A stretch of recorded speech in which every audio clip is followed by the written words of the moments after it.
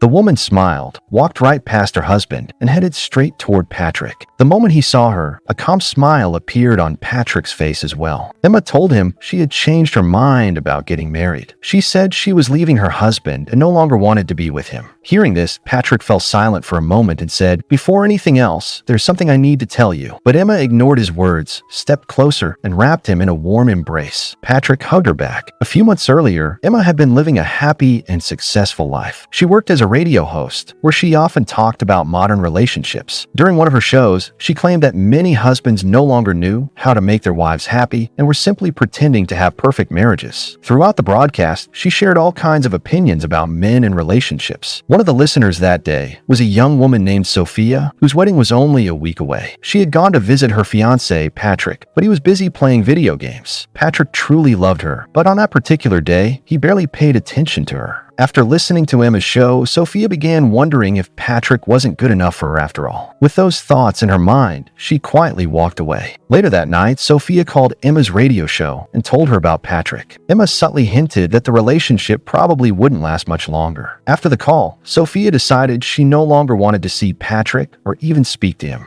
By pure coincidence, Patrick happened to hear that very same radio broadcast. He was heartbroken because the woman he trusted turned out to be very different from the person he thought she was. The next day, while heading to work, Patrick spotted Sophia on the street. He tried to talk things through, but she firmly told him their relationship was over. Devastated, Patrick returned to his apartment building, located in a neighborhood with a large community. Downstairs, family who ran a small cafe had grown very fond of him. When they heard about his breakup, they genuinely felt sorry for him. Among them was a bald man who listened to Patrick's story with sympathy. He promised to help him however he could, but Patrick politely declined and went upstairs to his room. A little later, Patrick met his friend Ajay, a computer genius with exceptional hacking skills. Ajay couldn't believe Patrick was simply letting the radio host get away with ruining his relationship. He told Patrick that if he wanted to teach her a lesson, he was ready to help. Patrick smiled as Ajay showed him a newspaper clipping announcing that Emma was getting married in just 1 month. Even before Patrick had arrived, Ajay had illegally accessed Emma's birth certificate information from a government database and had also broken into the marriage registry system. He told Patrick that with a single word from him, he could make the system register Emma as Patrick's legal wife. Patrick had never seriously considered taking revenge on Emma. She was a well-known radio personality, and getting back at someone like her seemed impossible. But this opportunity changed everything.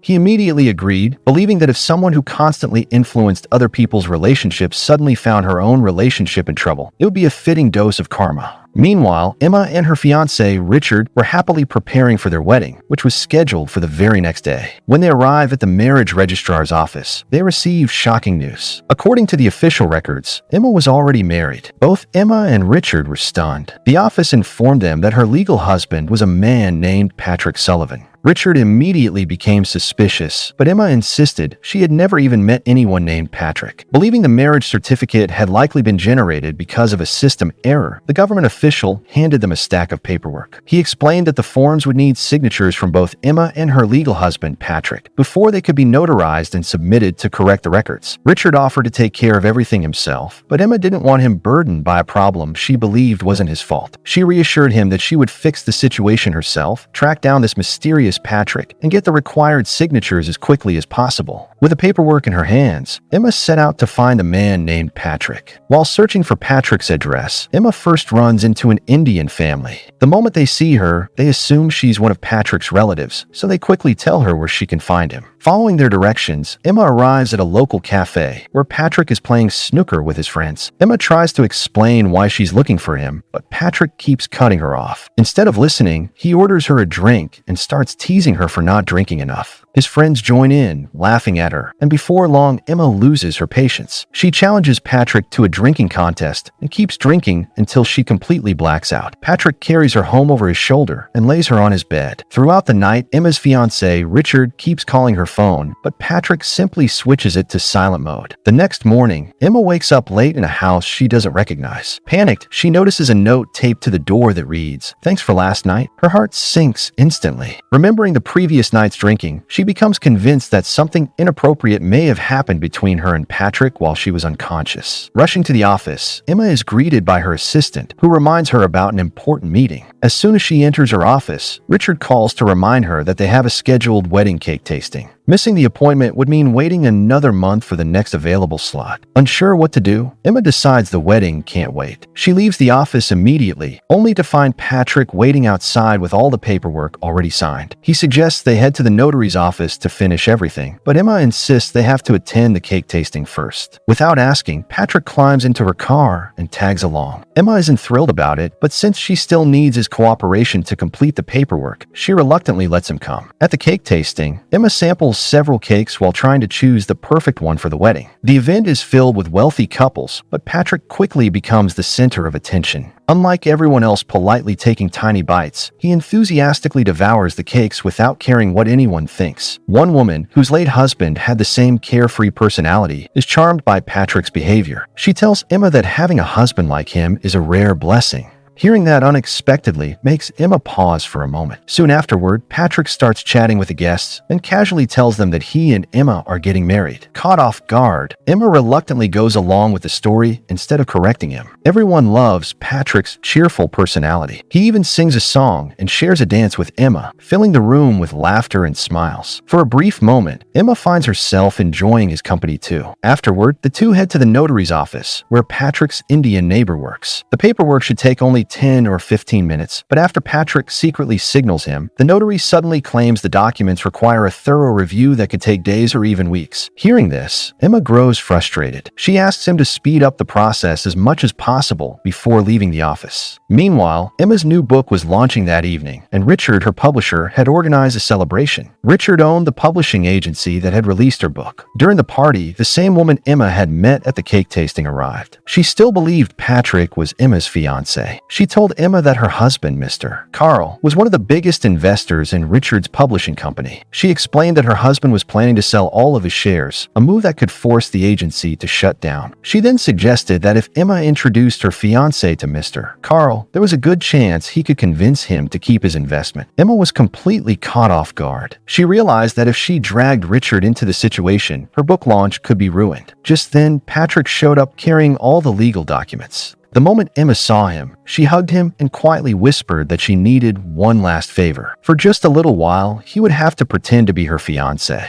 Emma then introduced Patrick to Mr. Carl and his wife. Carl tried to figure out whether Patrick was just another wealthy man putting on a fake polished act. He had never liked people who acted that way. But Patrick spoke honestly, stayed humble, and talked about family and real life instead of showing off. Mr. Carl was genuinely impressed, and the two quickly hit it off. Richard couldn't understand what was happening. He hurried over to introduce himself, but before he could say a word, Emma introduced him as her brother. Richard was stunned. He pulled Emma aside and demanded an explanation. She confessed everything, telling him the entire story had been made up to save his publishing company. All she needed was for Patrick to join Mr. Carl for one dinner that night. After that, the whole charade would finally be over. Richard reluctantly agreed, but by the time Emma came back, Patrick had already left. He wasn't answering his phone, so she sent him a message explaining that her entire career and even her upcoming wedding depended on that dinner. That night, Emma kept making excuses for Patrick's absence. Then, just as everyone thought he wasn't coming, Patrick walked in wearing a sharp suit. Mr. Carl smiled and asked, "Who keeps their fiancé waiting this long?" Patrick replied, "I know how important this dinner is for my career, but where I come from, family always comes first, so I'm not here for dinner. I'm here to invite all of you to a family celebration." Curious, Mr. Carl accepted the invitation, and everyone went with Patrick. The celebration turned out to be the Ajay, the young hacker Patrick knew. It was a colorful, traditional. The atmosphere was warm, joyful, and completely genuine. Mr. Carl, his wife, and even Emma couldn't help joining the celebration. The women had beautiful henna designs painted on their hands. Everyone danced together, and the guests enjoyed every moment. During the festivities, Emma thanked Patrick for bringing everyone there and admitted that he was nothing like she had imagined. Patrick smiled and confessed that he had misjudged her too. As they looked into each other's eyes, the attraction between them became impossible to ignore. Patrick watched her leave, realizing that somewhere along the way, he had truly fallen for Emma. The next day, Emma Emma met with Richard. When he asked about the signed paperwork, she suddenly realized that all the completed documents were still with Patrick. Seeing how worried she was, Richard began to suspect that Emma had started developing feelings for Patrick. Instead of confronting her, he decided to handle the situation himself. Richard went to a local soccer field to meet Patrick. He bluntly accused him of intentionally causing the mistake with Emma's marriage paperwork. Then he warned Patrick that he planned to investigate everything and make sure whoever was responsible would face legal consequences. Patrick was shaken, not because he feared for himself, but because he immediately thought of Ajay, the young hacker who had helped him. He worried that Ajay could end up in serious trouble. After returning home, Patrick threw away everything that reminded him of Emma, including newspaper clippings he had collected about her. The only thing he couldn't bring himself to throw away was her book. Instead, he started reading it. Meanwhile, Emma buried herself in work and returned to hosting her show. Although she continued giving advice with confidence, something about her had changed. Patrick eventually admitted to himself that he had made mistakes, so he went to Emma's office. He called her from inside the building, speaking to her with warmth and affection. Emma was surprised by the call, and a moment later she spotted him standing nearby. After work, Emma met him outside. The conversation started with a small argument, but before either of them realized it, instead of pulling away, Emma wrapped her arms around him and held him tightly, before laughing together and walking up to the rooftop. Both of them were happier than they had been in a long time. When Patrick leaned in to kiss her again, Emma gently stepped back. Looking heartbroken, she reminded him that she was still supposed to marry Richard. Patrick respected her decision. He handed over the signed documents, quietly said goodbye, and walked away. Emma watched him leave with a heavy heart. Later, she showed the paperwork to Richard. He looked at her and said, "You don't seem happy." Emma insisted that she was. Richard then gave her an engagement ring. Although Emma accepted it, her reaction lacked the excitement he had expected. Seeing the sadness in her eyes, Richard realized Patrick had left a much deeper impression on her than he had imagined. Emma admitted she was confused. Richard gently replied, "I'm not confused at all. We're the perfect match." Emma smiled, almost as if she were trying to convince herself. For the first time, she felt herself questioning the very philosophy she had always believed in. She went back to giving practical relationship advice on her show, encouraging women to think with logic instead of emotion. But every night, she found herself lost in thought, struggling with feelings she couldn't ignore. One day, Emma visited her father. There, she discovered that he wasn't living with a younger woman she had assumed. Instead, he was happily in a relationship with the woman's mother. Realizing she had completely misunderstood the situation, Emma apologized. She then asked her father the question weighing on her heart: should she marry Richard or Patrick? Her father couldn't give her a clear answer. Still unsure of what to do, Emma followed her heart. She went straight to Patrick. The moment he saw her, a peaceful smile spread across his face. Emma told him she had changed her mind about getting married. Patrick paused for a moment and said, "Before anything else, there's something I need to tell you." But Emma moved closer before he could explain. Caught up in the moment, Patrick couldn't bring himself to interrupt her. A little later, while Emma was making breakfast in Patrick's kitchen, she noticed an old newspaper clipping about herself sticking out of the trash. In an instant, she realized Patrick had been collecting information about her long before they officially met. Feeling hurt and betrayed, Emma confronted him. Without giving him a chance to explain, she stormed out of the house. Patrick ran after her, but Emma stopped and said, "You deliberately tried to ruin my wedding and my career. I spent my life warning people about men like you, and somehow I ended up falling for one myself." Patrick finally manages to stop Emma and takes her into a nearby store. There, he points out the woman he was once supposed to marry. He explains that after watching Emma's relationship advice show, she had called off their wedding. Patrick says, "How can you judge someone you don't even know and end a relationship like that? That's why I started all of this. I wanted you to understand what it feels like when your own life is affected." He tries to explain further, but Emma cuts him off. "You got your revenge," she says. "You won." With that, she walks away. Emma goes straight to Richard. Seeing the sadness on her face, Richard quietly says, "The house is finished, but without you, it's going to feel much too big." He says this because he assumes Emma has come to cancel the wedding, and he's trying to make it easier for her. But Emma surprises him. "If you marry me," she says, "why would you have to live there alone?" Richard's face lights up. "So, you're saying you'll marry me?" "I do," Emma replies with a smile as she hugs him. She convinces herself that marrying someone as kind and dependable as Richard is the right choice. On her show, she She announces that she's not marrying some fairy tale prince, but a real, dependable man. Even so, she no longer sounds as confident or carefree as she once did. It feels as though she's trying to convince herself more than anyone else. One day, a caller asks her, "What if your theory turns out to be wrong?" For the first time, Emma has no answer. Meanwhile, Patrick is just as heartbroken. He keeps playing soccer with his friends and goes through his daily routine, but he's no longer the fun-loving, energetic person everyone knows. Finally, he calls into Emma's live show. He says, "I've fallen in love with someone. Tomorrow she's getting married. If she's happy, then I'm happy for her too.